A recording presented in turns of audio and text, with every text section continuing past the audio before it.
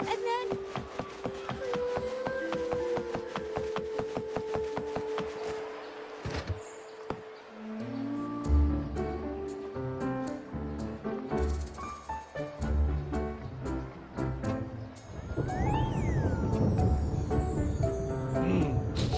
Muggy day.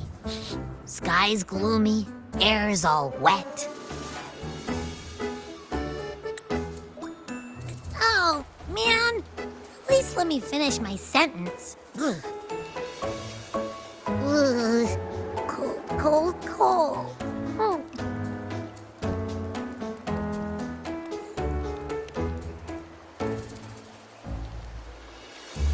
All right. I'm famished. We barely had a bite sprinting all the way here from Ragoona.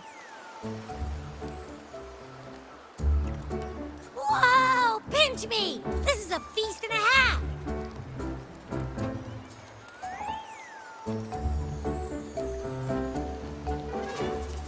Hey, Rover.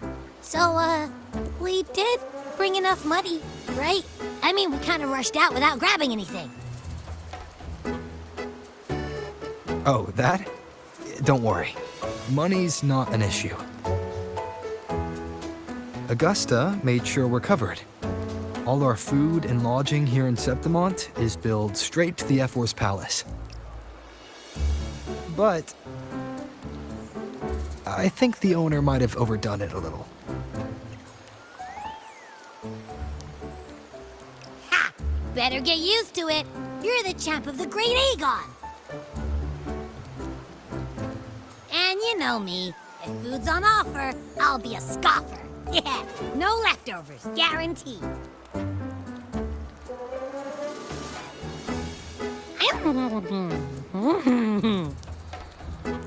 Free stay, free meal. The Zephyr really knows how to treat guests. Maybe we should, you know, hang around a bit longer.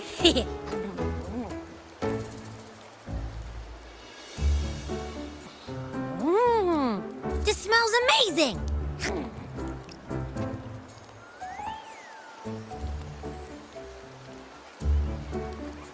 Abby, what do you think Imperator wants me to find?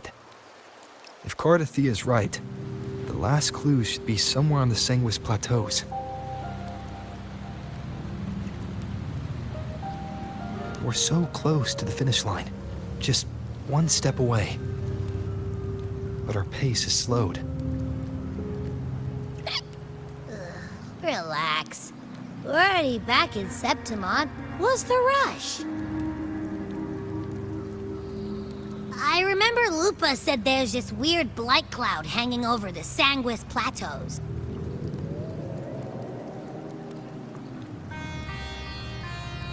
And when the high tide, or whatever, rolls around, all the gladiators go there to hunt tacit discords.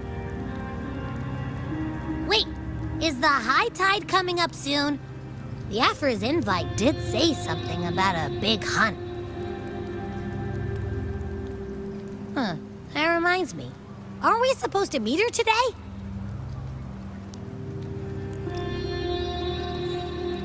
A messenger came this morning.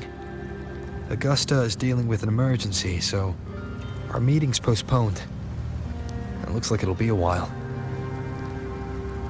An unexpected change. It's throwing everything off course. I don't like the feel of it. And why me for this hunt? If it's about the Great Aegon, the messenger said none of the other gladiators were invited.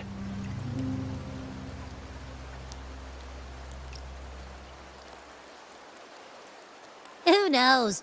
Maybe she just wants to test her strength against you. Typical Septimontian, right? You think so? I've only met her a few times, but I doubt she acts on such simple impulses. And as the F4, is she really in a position to do whatever she wants? Guessed from afar, you possess eyes as clear as crystal. But What troubles you so that eyes once bright as the highland sky now darken with rolling clouds?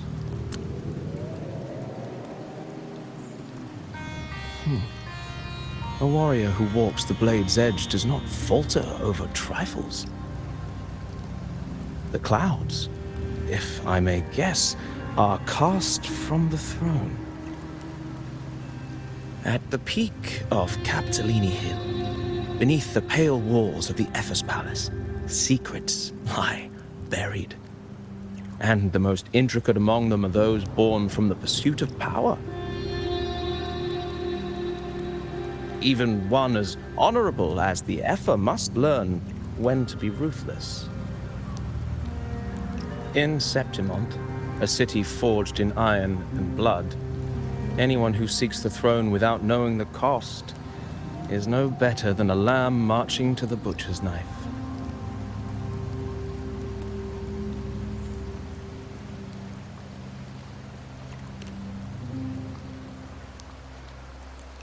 I am Nestor, a traveling poet.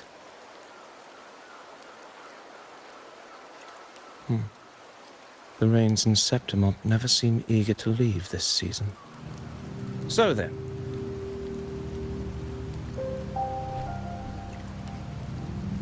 if you are curious about the Epher, then allow me to say that nothing would honor me more than to offer even a modest service to the champion of the great Aegon. Wait, how do you know he's the champion? And all that stuff about the F4, too? Huh? Your eyes. Were we talking too loud? To see and to hear are but two of the many ways to perceive. Trusting the senses is a habit, a natural expedience, but not the only option. Truth be told, I've been gathering inspiration for my next epic, and its protagonist is none other than Augusta, the Epher of Septimont. That's why I speak of her with some familiarity. I have a feeling your tale with her will soon be written. And knowing more about those who walk alongside you is rarely without its benefits.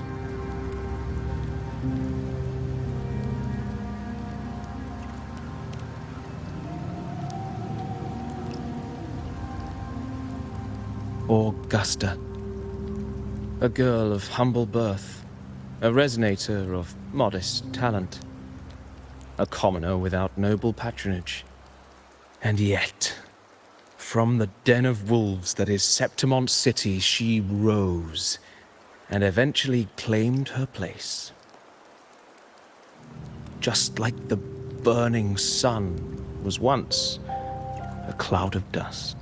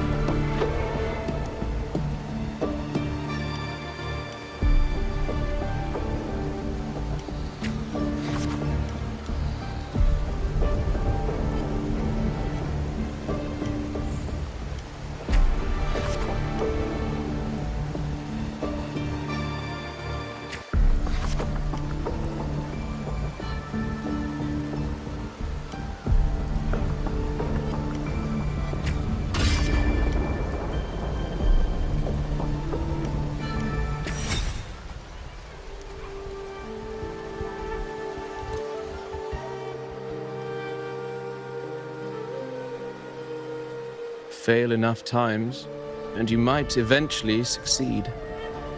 Should we call it resilience? Or mere stubbornness? Or perhaps, for a girl who has lost everything, there was never a second option. She had no one to trust but herself, and naught but a blade to hold. And yet, as the first stanza of an epic, this is nothing extraordinary. Since the lament, across the scorched lands of Solaris, I've heard this story repeat itself, again and again. Greatness. Yes, our era has certainly seen it. But true greatness is never found on the first page of a story. Courage, glory, and honor. Such immortal virtues have been etched in tablet and stone. They are never forged overnight. Light as a thread, elusive as the wind, they weave themselves into every twist of fate, tangling with every insignificant choice we make.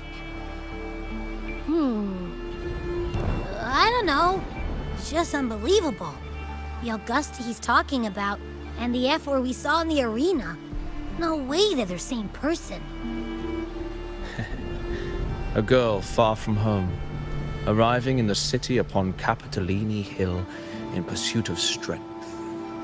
No title, no status, no wealth. I doubt anyone at the time could have imagined her rising to where she is now. Do you mean Kato? Do you believe Kato handed her that final victory on purpose, and that his scathing words were a test of her resolve? Then Kato must have been an idealist to place his faith in a girl with nothing to her name. Now, why don't we keep this question in mind and see where the story leads us?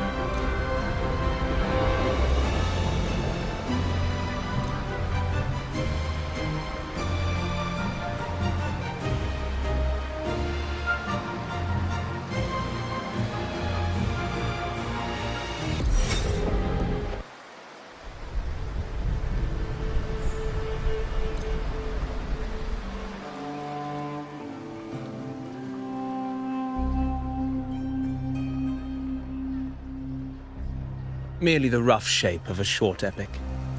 This is all I can offer about the F4.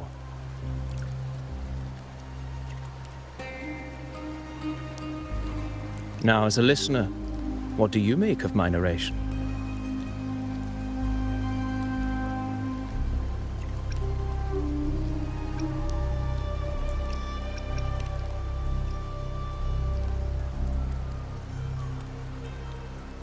I appreciate your kind words, my generous listener. I am only a humble wordsmith, spinning verses and rhymes. The essence of poetry is granted by those who dare defy their fate. But there is one thing I must confess.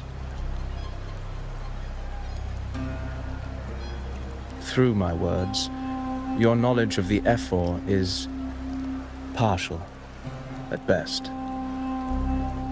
Poetry can only offer a glimpse of the true story, the reality of people, events, and things slips beyond the grasp of words. I do not belong in the pages of the epic, so I remain confined to the observer's gaze. I can imagine events and emotions unfold, but I cannot truly recreate them. Here's some advice for you, though I hesitate to call it such. If you want the truth of a story, step into it. Become part of it. The opportunity stands before you now. As I've said, the tale between you and Augusta, the hero of Septimont, is only now turning its next page.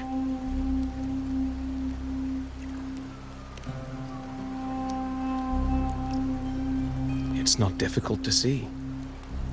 Fate flows like the stars, tracing their course.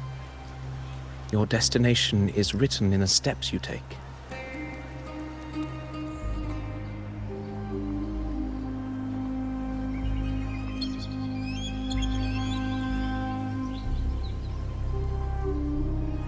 The rain is passing. I hear it ceasing its symphony upon the earth. It is time for farewells.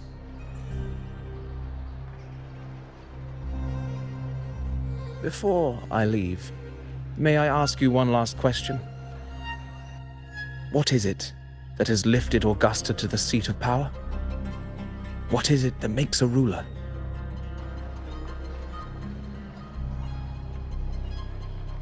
Well, I'd say strength.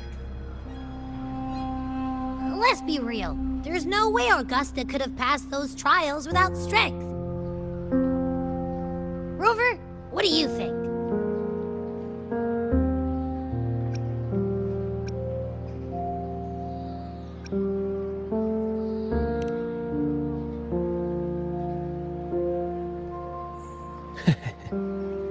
You needn't rush to answer now. Keep it in mind as you continue your journey. When the final chapter is written, the answer will reveal itself.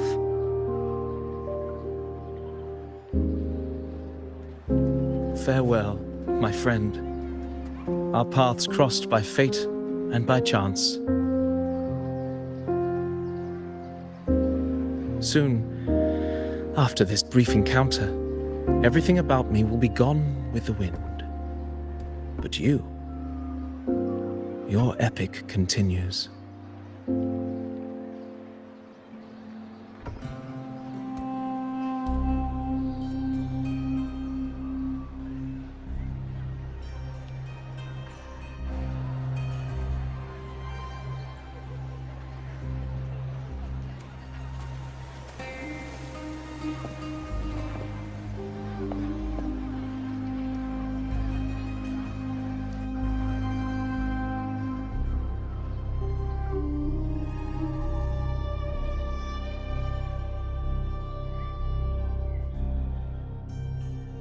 Your Excellency, you have indulged her too much. As the priestess, you know is far too unruly in both action and word. It's a disgrace to her title, Indeed. She entered the palace unannounced, uninvited, and with no decorum. A blatant affront to the authority of the palace. Same as always. Senators, all she crossed was a doorway. One too insignificant to carry the weight of our authority, or defend anyone's fragile pride. Let us not forget, it is not the walls of Capitolini Hill that command fear. It is my will, my sword, and our relentless conquest. I know your fear. You fear a priestess's voice drowning yours, and a rebel challenging the Senate's rules. But listen well. Power does not bow to sycophants, cowering behind their traditions. If you seek power, then step from the shadows. Face me, and prove yourself worthy.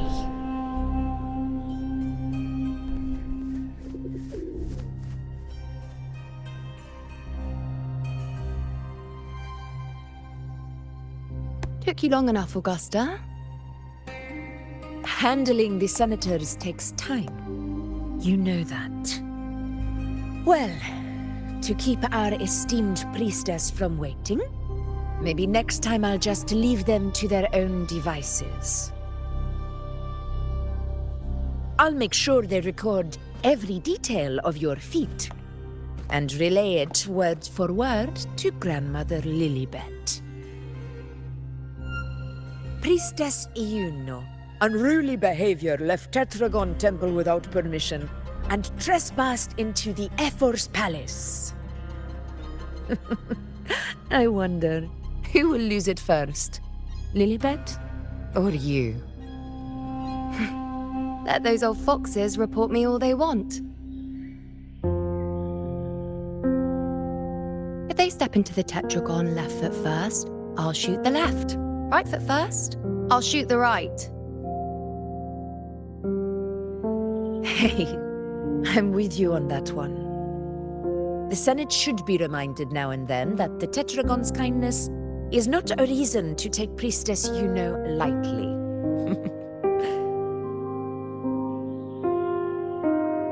Why didn't you wait there? I had everything handled. We depart for the hunting ground tonight. If anything changed, you could have reached me by my terminal. You didn't need to come all the way here. I want you free of duty until that day arrives. You're overthinking it, Augusta. I'm here to see that person. Grandmother Lilibet said his fate is one of unknowable void. Sounds intriguing enough to make time for.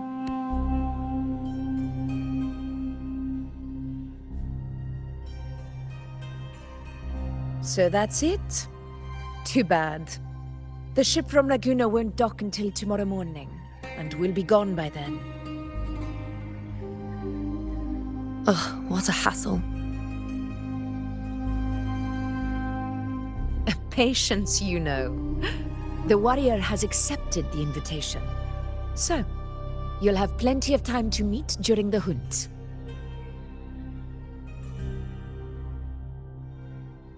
Is there something else you want to say? I read Grandma Lilibet's Book of Prophecies. The hunt and our plan, neither end well. Are you sure we should go through with this? Risk does not trouble me. Peril simply requires greater strength. But really, when did you start caring about the temple's traditions?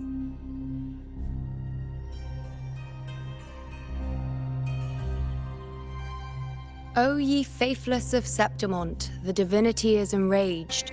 Should your ruler defy their will again, doom shall be your fate.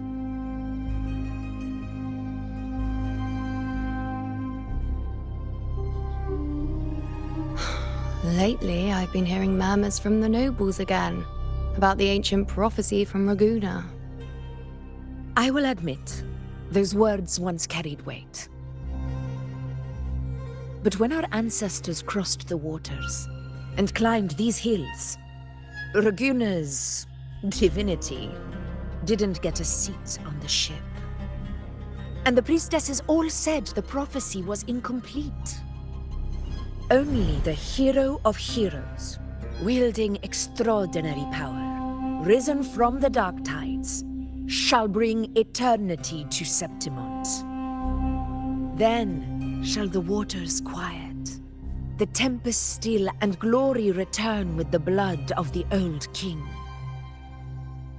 Do not forget, this is the other half of the prophecy. Fabius, Attilius, Valeria, one after another, these heroes have saved Septimont from the brink of ruin. As long as a hero stands, no disaster can break this eternal city. What if this time is different? What if ruin is our fate? Then I will sever that fate with my blade.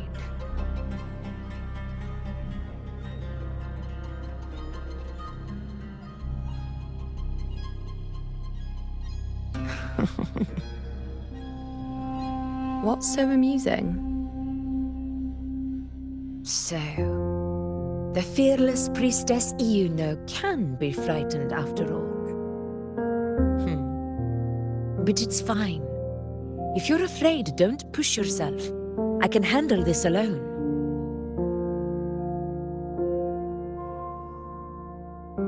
Most revered priestess, wait for me in the temple. I shall return victorious. Frightened. Me? If anything, it's you, trying to shut me out and face it alone.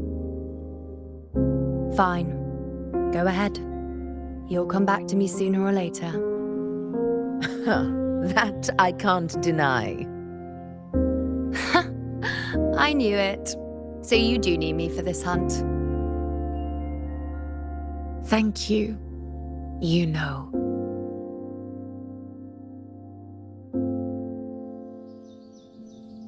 Why are you saying this?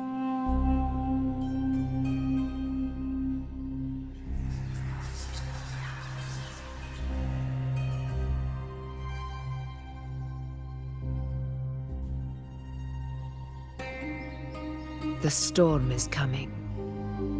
Come, you know my friend. The best way to greet a storm is to walk straight into it.